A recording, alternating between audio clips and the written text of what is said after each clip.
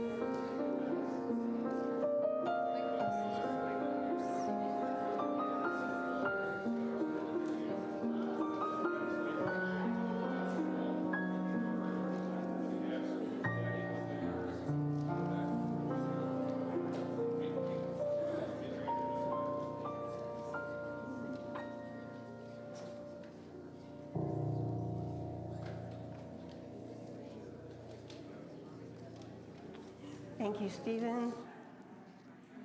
So nice. Well, good morning. Good morning. Third stringer is back.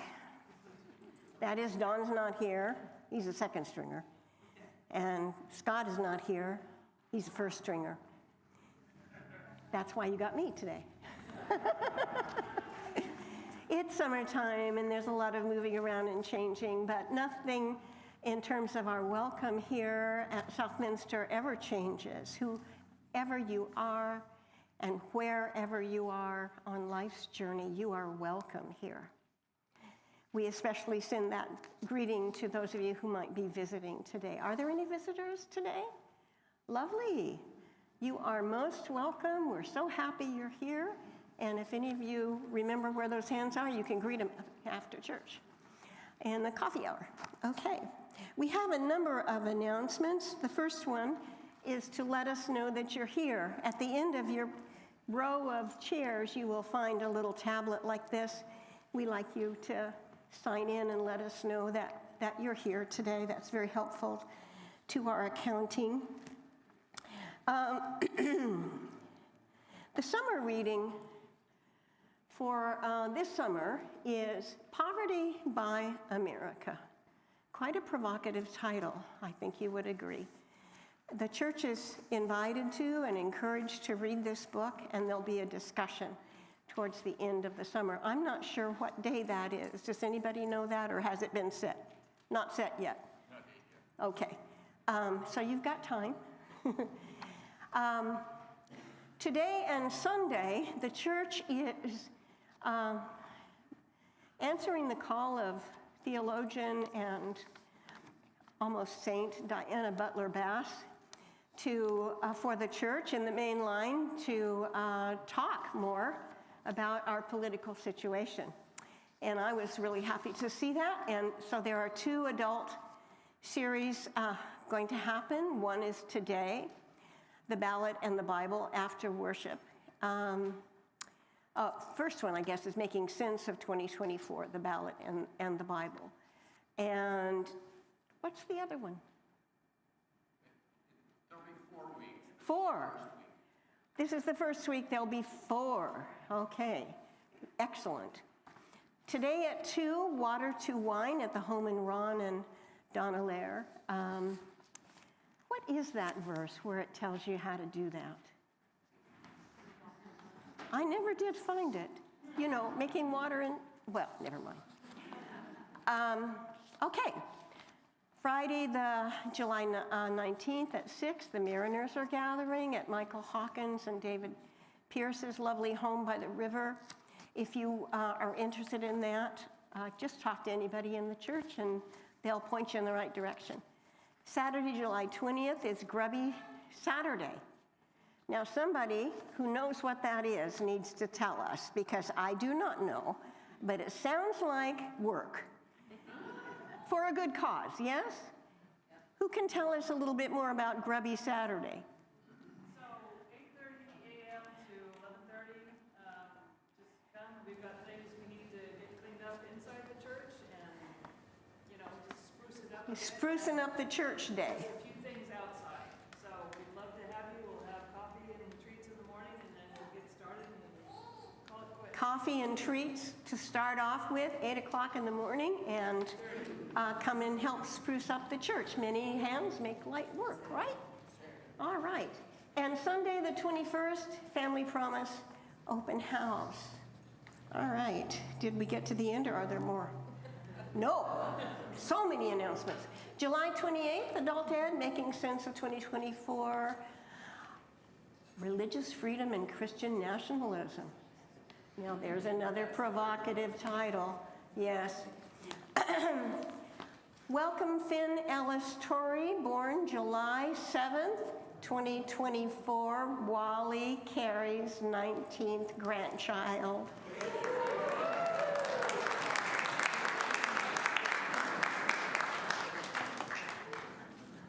Great-grandchild.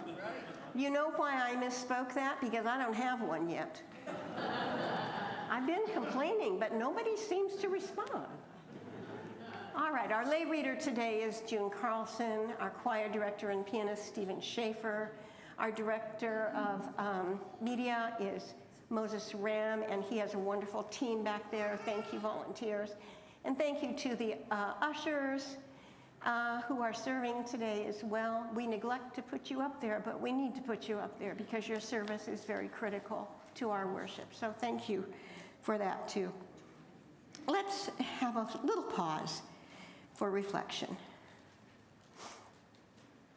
You've got to dance like there's nobody watching. Love like you've never been hurt. Sing like there's nobody listening. And live like it's heaven on earth. Our thanks to William Perky for that message. And now let's have our call to worship.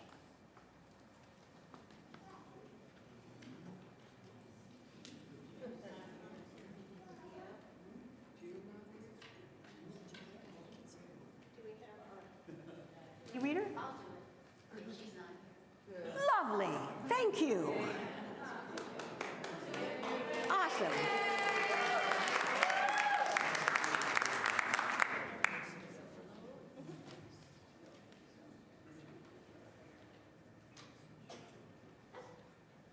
Good morning. We come here shouting, our voices lifted in praise. Oh, please stand first. Sorry. If you will. Thank you. I'll start all over. We come here shouting, our voices lifted in praise. We come here singing our songs full of joy. We come here dancing, our hearts rejoicing. To the Holy One who is worthy, all praise and glory forevermore.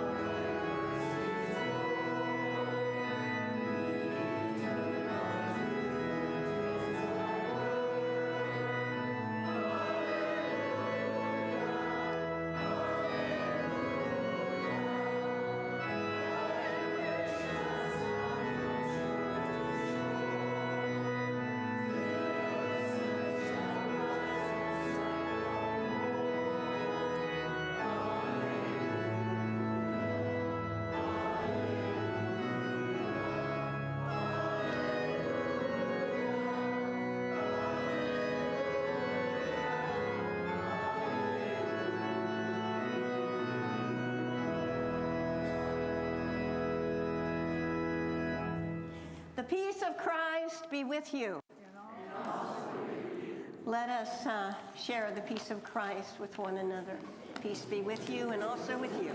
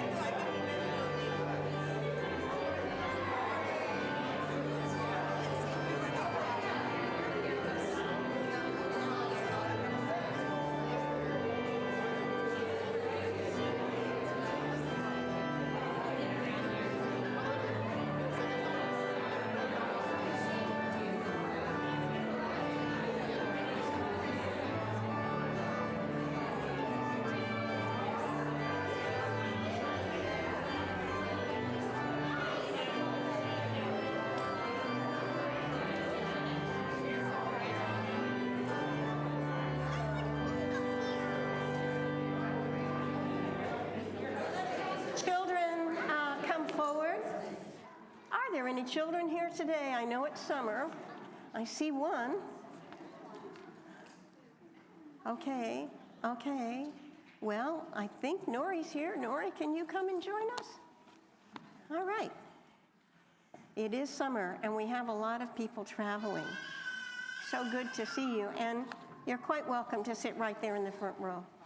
It's perfectly fine, wherever you want. Wherever you want. Okay. So today I want to talk to you about Theodora. Theodora will be back. She's our special little one.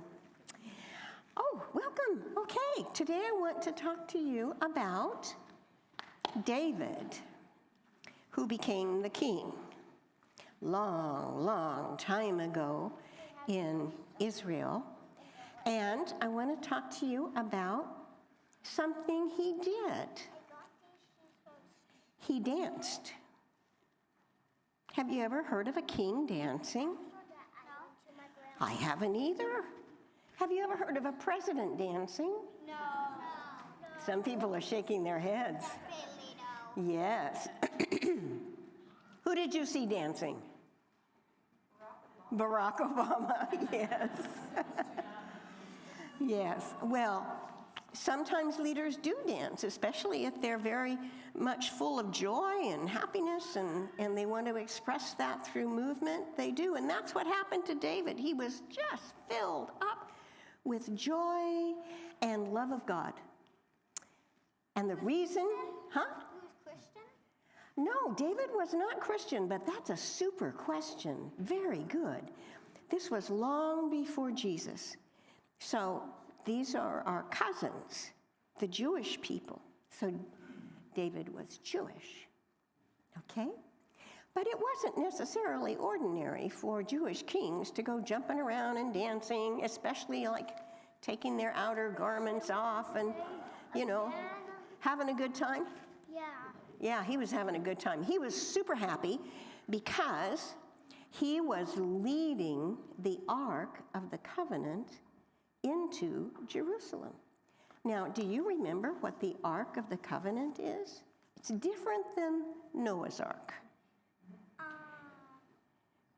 It's like, is it still a boat? Nope, it's not still a boat. It's a box. It's a box about, let's see, from me over to Kali'i, about 4 feet long, and then from me over to you, about 2.5 feet wide, and then about 2.5 feet tall. And then on top of the big box, they had some cherubim. Now, cherubim are kind of like angels, except they don't really look kind. They look fierce because they're protecting the ark. That's why they look the way they look. Yeah, look fierce.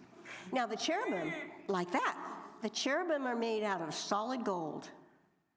And the box is totally covered with gold. Totally covered with gold.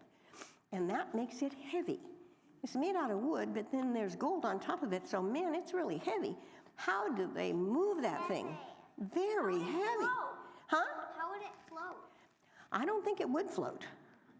I really don't think it would float. But on the sides, the long sides, there were these rings, you know, like that, about big like that, along the sides of the Ark of the Covenant. And then they put these poles through the rings. And then there were special priests that they chose to carry those poles on their shoulders, and that's how they moved the Ark of the Covenant. Now, what do you think was inside? Scuba diving mask. No, they didn't wear scuba diving masks. They weren't anywhere near water. But what do you think was inside the Ark of the Covenant? It was super duper special. It wasn't just because it was gold. I thought it was a box floating under water. Nah, it's a box on dry land. But I think a box would just drown more than it would just go up and like stay up. It would, but we're not anywhere near water, so we don't have to worry about that. What does the treasure box have in What did it have in it? What a great question. The king. No, inside were 2 stone tablets, about so big. 2 of them, kind of shaped like this, and carved on the stone tablets were God's law for people, called the 10 Commandments. And this is God's special covenant with God's people.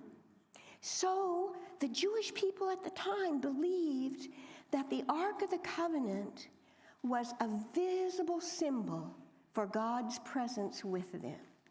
So it's very, very important to them, and they also felt like it brought them some power to have that with them. So that's why David was so happy, because you see, the ark got stolen. It did. It did. It was in a war, and the Philistines stole it, and they kept it for a while, but things didn't work out for them. It didn't bless them at all. It brought havoc to them. So it got stored for a while, and then finally David goes to get it, and he brings it back into the new city of Jerusalem, and he's so ecstatic and happy that now they can feel that God is with them. This is a symbol of God with them. So that's the Ark of the Covenant, which you are going to get to color when you go to your class with Jeannie, our excellent teacher who's taking my place today because I have to be here. She's my grandma. I know she's your grandma. You're going to have such fun with Grandma today. So will you pray with me, and then I'll let you go. Yes. Let's close up our little eyes. Close up our little eyes, Nori. We're going to pray a little bit. Dear God, bless these lovely children as they go off to their class, and bless Jeannie as she takes care of them and gives them her very best. Amen. Amen. Okay, off you go with Jeannie.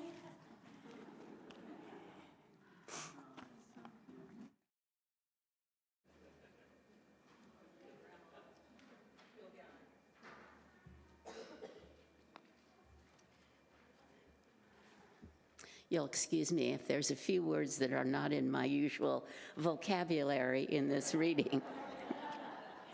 The Hebrew Testament reading is from 2 Samuel chapter 6, 1 through 5, and 12b through 19.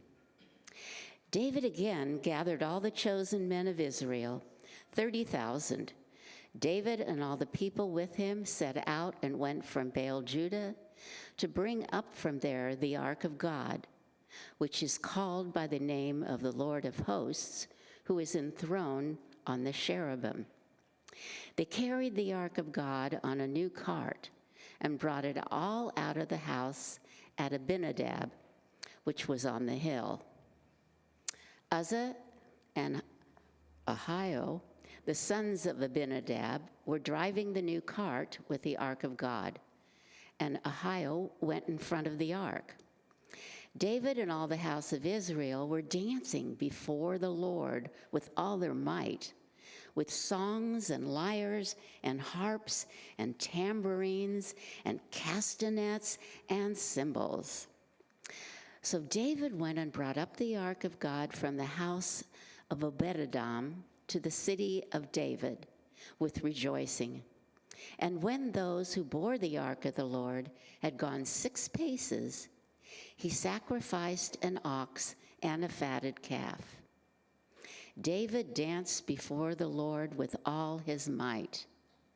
David was girded with a linen ephod. So David and all the house of Israel brought up the ark of the Lord with shouting and with the sound of the trumpet. As the ark of the Lord came into the city of David, Michal, daughter of Saul, looked out of the window and saw King David leaping and dancing before the Lord, and she despised him in her heart. They brought in the ark of the Lord and set it in its place inside the tent that David had pitched for it. And David offered burnt offerings and offerings of well-being before the Lord. When David had finished offering the burnt offerings and the offerings of well-being, he blessed the people in the name of the Lord of hosts and distributed food among all the people, the whole multitude of Israel, both men and women. To each a cake of bread and a portion of meat and a cake of raisins. Then all the people went back to their homes. The theme reading is from Friedrich Nietzsche.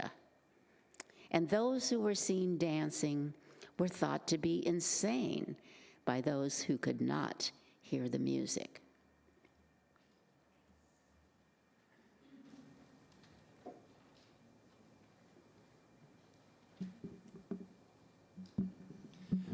For those of you who are looking at the bulletin, I made a switcheroo very last minute this morning. So what you see up here on the screen is correct, but just know that it's switched from the offertory. The Rondo alla Turca from Mozart, I'm sure many of you will recognize. It's very dance-like, so I thought that might be more appropriate for Bunny's sermon.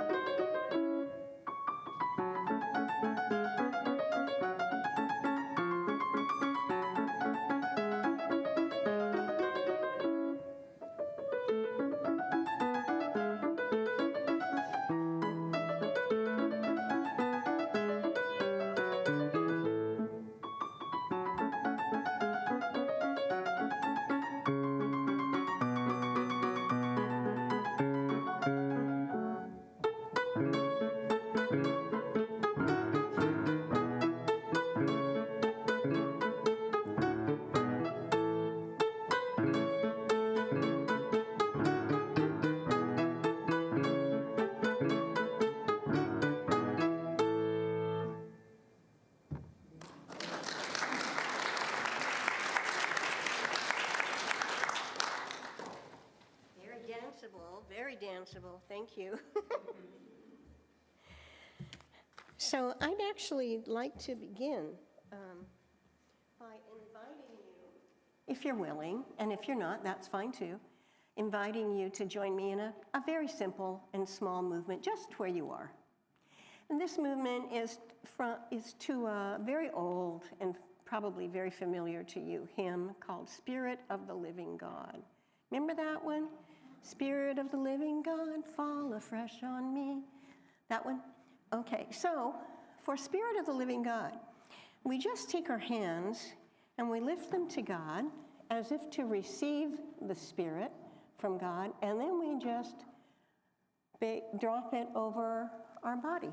Spirit of the living God, fall afresh on me. And then we do it again. Spirit of the living God, fall afresh on me. And then the words are, melt me, mold me. So you just think of melting and molding wherever you are, whether you're standing or seated. I'm standing, you're seated, so just melt me, mold me. And then when the words say, fill me, you straighten up with a nice big breath, and then use me. Here I am, Lord. I'm ready. I'm your servant. Pretty cool, right? This was choreographed by my old friend Margaret Taylor Doan a lot of decades ago. And it's been taught to hundreds, I would say thousands and thousands of people. So if you would join me, let's just sing a cappella, unless you want to help us. Here we go. Spirit of the living God, fall afresh on me. Spirit of the living God, fall afresh on me. Melt me, mold me, fill me, use me. Spirit of the living God, fall afresh on me. Oh, you're good kids. It's not true that Presbyterians are the frozen chosen. I didn't ever believe that anyway. When I was a young schoolgirl, in about the 4th and 5th grade, I was a dropped off and picked up kid at church on Sunday mornings. I loved being there. I believe it was a Disciples of Christ parish, actually, very close theologically to the UCC, my ordaining denomination, and Presbyterians. I loved going there because the church lovingly embraced me. They encouraged me and affirmed my presence and participation in worship. I was invited to sing with the adult choir, which was awesome. And I really enjoyed that. But my favorite form of participation in those days was being part of the children's movement choir. Now, we are talking late 40s, early 50s, quite a while ago. We wore little white robes, we children, and we stood together, 5 or 6 of us in the chancel, and we moved in unison to a song sung by the choir. Our movements were not complicated or difficult, but somehow for me, there was a spiritual worship among the community, a spiritual connection that I got in touch with when moving with this little group. I called it prayer in motion. And we children put our very best into our simple movements with all the devotion and sincerity that we could muster, much as we imagine David did so very long ago. Martha Graham, the great pioneer of modern dance in America, once said, "Dance is the hidden language of the soul." Ponder that. Ponder that as we consider today's text. Now, this is a very dense text. There is a lot going on in this text, and I suspect that you could have a whole sermon series on this text. There's just so much in here, and we're not going to talk about all of it because we don't have time. But at this moment in time, in Israel, things are really going along pretty well. There's a new king, acknowledged by the people as God's choice to lead God's chosen people, and it's a time of peace, finally. David, the new king, has conquered Jerusalem and has made it as the new capital city of all of Israel, renaming it the City of David. A little arrogant, but oh well. He's built a splendid new palace. He's added wives. They did that in that patriarchal time. And even more children, of course. And he has recently prevailed over Israel's perennial enemies, the Philistines, not once, but twice. Now he just needs to get the Ark of God into Jerusalem. so that Jerusalem becomes not only the political, but also the religious center of Israel. That ark was the centerpiece of Israel's religion, the most visible symbol of the presence of God among God's people. The place where the Lord Almighty is enthroned between the cherubim that are on top of the ark. Very special. King David knew the old tradition about the ark. He knew that he had to bring the ark into his city because then that city and his kingship would visibly become the city and kingship of God. Subtle, but powerful.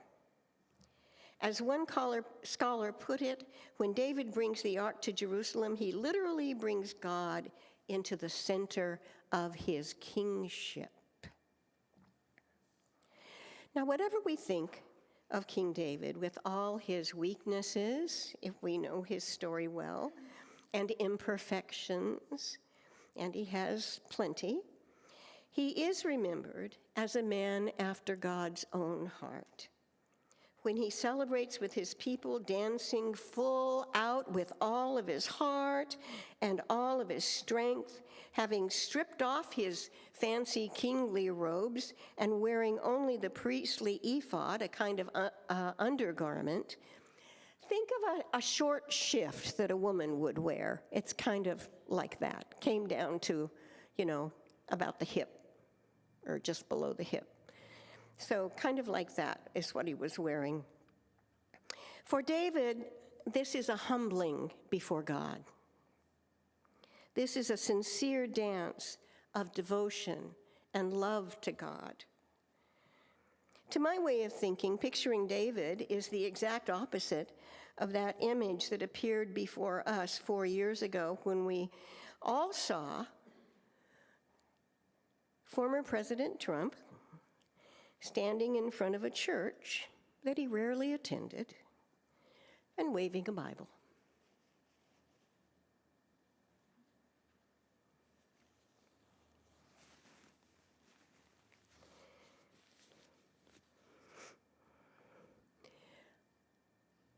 What connection was he making? Was he trying to make?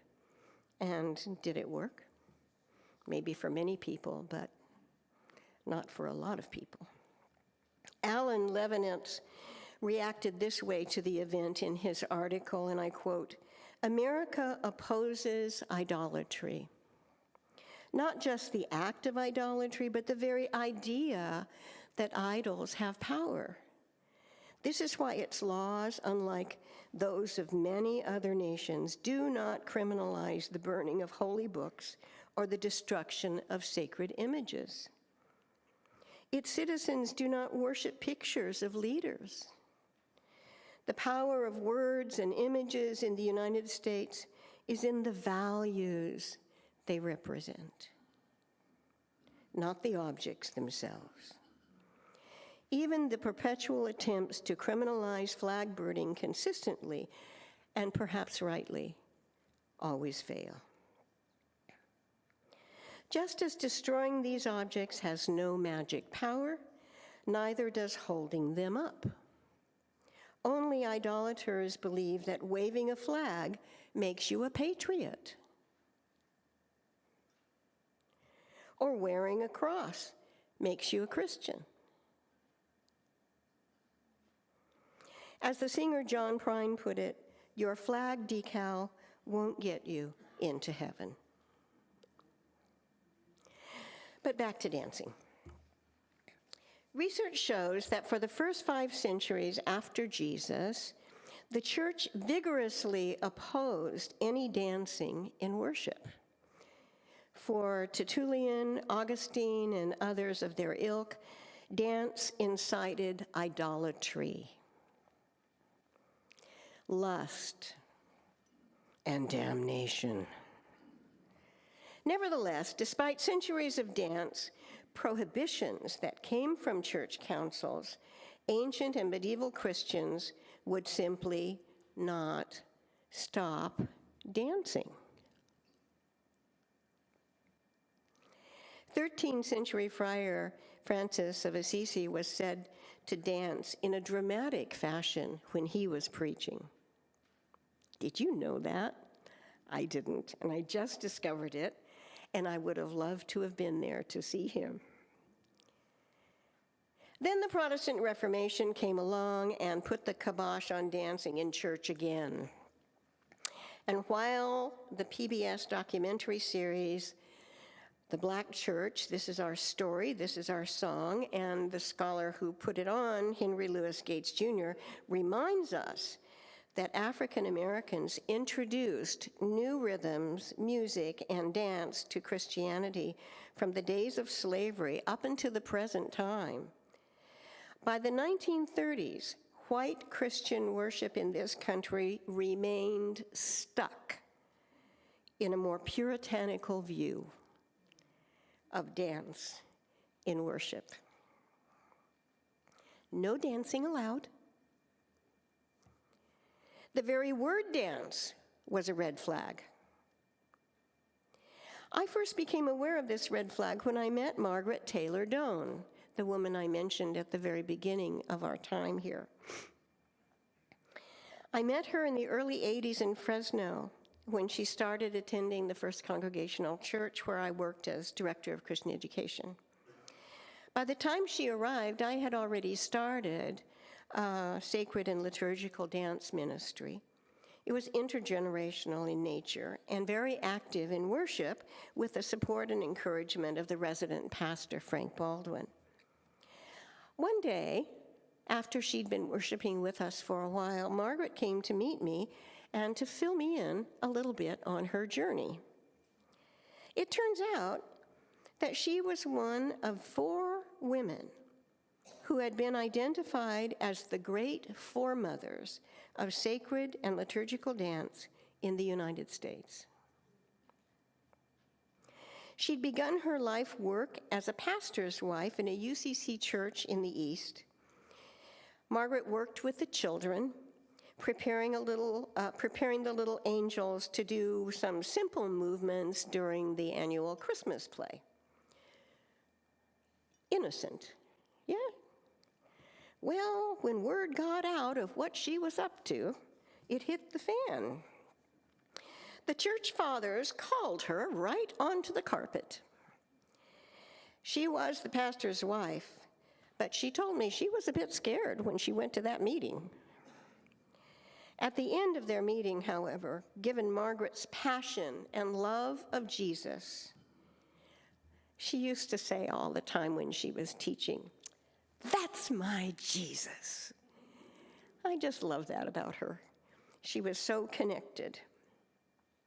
At any rate, at the end of their meeting, because of her passion and love of Jesus, not to mention her rather disarming personality, those church fathers could only say to her, "Oh, Margaret, you can do anything you want. Just don't call it dance."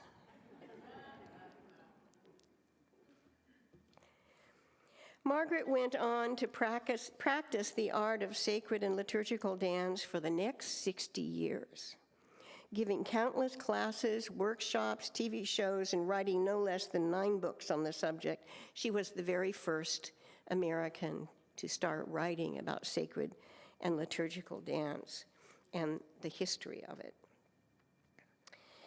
She was a founding member of the National Sacred Dance Guild and served that group for decades in leadership.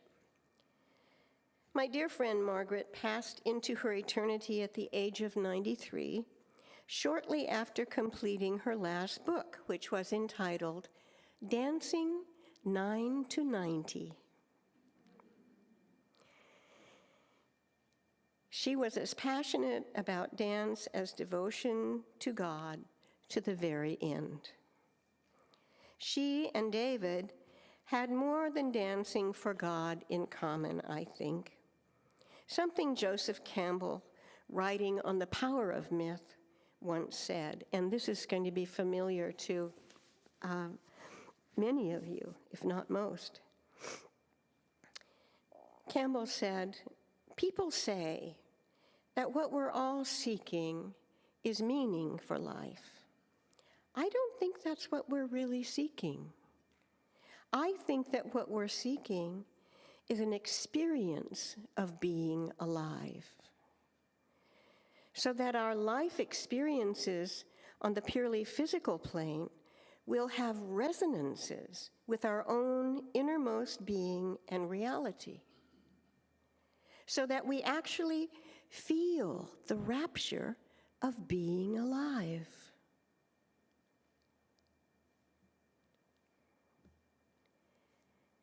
David danced before God inside that rapture of being alive. So did Margaret. Somehow they found a way to experience the connection between their innermost being in love and devotion to God and their physical bodies in movement. They discovered the possibility of experiencing a kind of unity within the experience of being alive in dance, a oneness, if you will, that is profoundly spiritual. I've been practicing sacred and liturgical dance in churches since those early days of the 1980s. And one thing I've learned over the years is that you don't have to be part of a sacred dance group to experience this oneness that I'm talking about. Here's what I mean. I've been leading dance in this one church for maybe 5 or 6 years, quite regularly. One Sunday, an older woman, now I'm an older woman, but at the time I was in my 40s, and she was maybe my age. She came up to me at the end of worship. Our large intergenerational group had just moved together to the singing of the Lord's Prayer. This woman stood before me with tears just flowing down her face. She herself was a preacher's kid, so she had a long journey in the church. And she said to me in a kind of confession, I think, "Oh, Bunny, I have really not liked this dance business that you've been doing. I've opposed it all along. But I must tell you that today I understood it. Thank you." I think she experienced that oneness. She let herself feel with the dancers, and it changed her. When in your journey have you felt what Campbell calls the rapture of being alive? So many possibilities in the journey, right? For feeling the rapture of being alive. If we shared with one another and gathered all those stories together, what would we learn? Meanwhile, bailas? Shall we dance? Amen.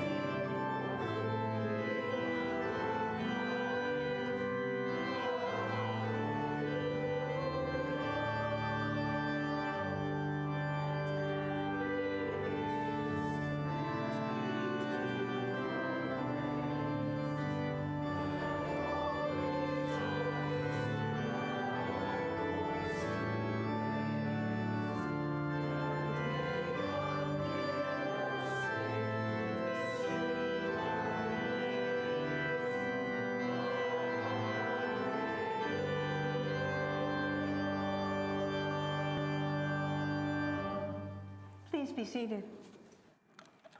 We come to a time of prayer in this worship this morning, and an opportunity to share what might concerns for prayer and requests for prayer which might be on your hearts this morning. We have a microphone we'll be happy to give to you if you would like to share with us. Just let Moses know.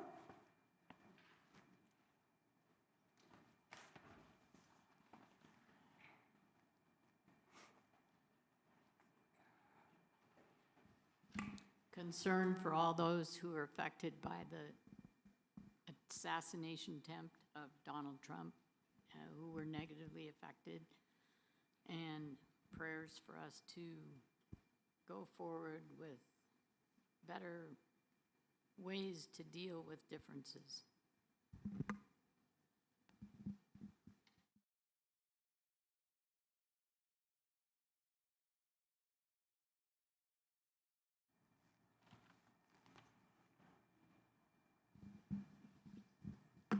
Thank you. I just wanted to say my son is visiting from San Francisco, and it's a wonderful time.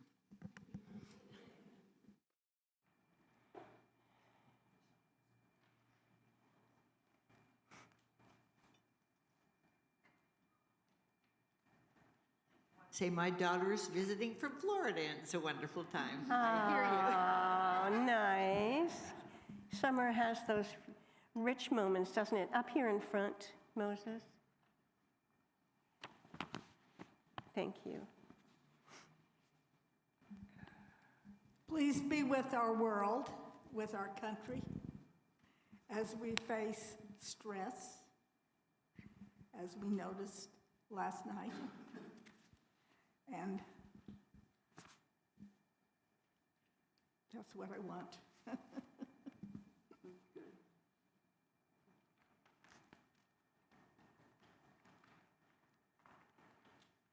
All right.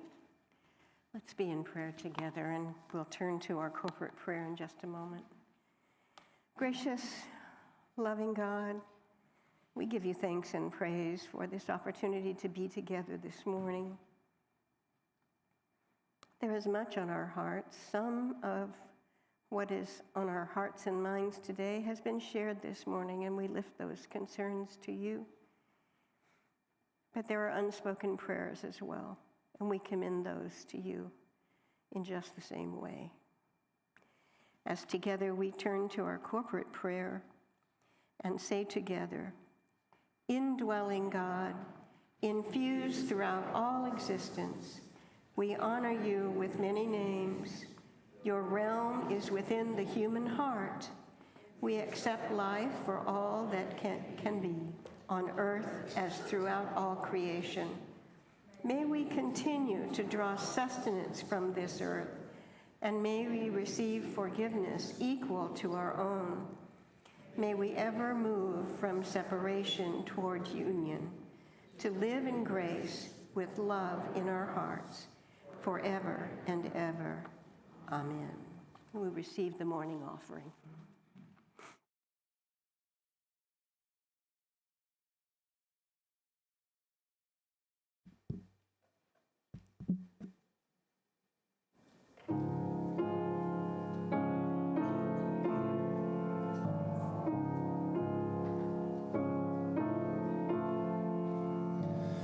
My Lord, what a morning.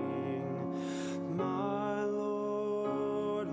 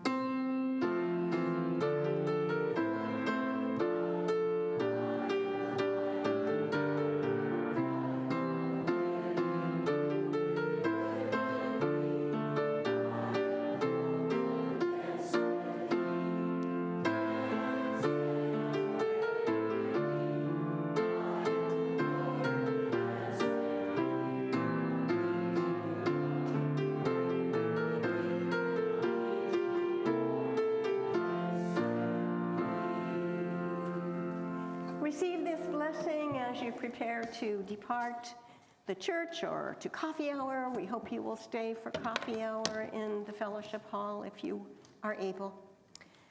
Life is short, and we have not much time to gladden the hearts of those who traveled away with us. So be swift to love, make haste to forgive, and may the peace of Christ, which passes all understanding, keep your hearts and minds today and down all your days. Amen.